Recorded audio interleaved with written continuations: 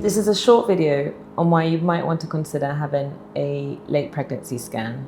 These scans are very similar to our third trimester anomaly scans between 26 and 29 weeks.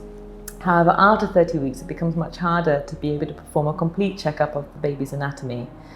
The baby's big and the scan's really dependent on their position. Some babies will hide their faces, some will cover their heart with both arms. In any case, we'll put the maximum amount of effort to really make sure that these structures are developing as we would expect. Fetal position will not affect its well-being examination.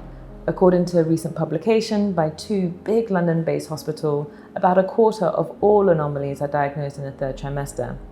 This study found that the main organs that were affected by late manifesting anomalies were primarily the brain, the heart, and the kidneys.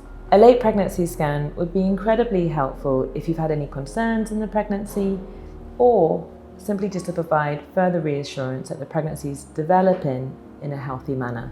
Late pregnancy scans are not routinely offered in the NHS. However, you may be advised by your pregnancy team to have additional scans in the third trimester if there's a medical reason such as diabetes or high blood pressure, or if you've had any concerns around fetal growth or the movements of the baby as the pregnancy progresses.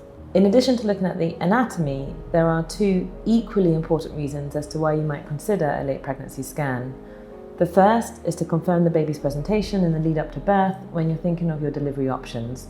We're hoping that the baby is in a head down or cephalic position, but sometimes less commonly the baby can be lying across or bum down, which is known as breech. The second reason is to determine the growth of the baby.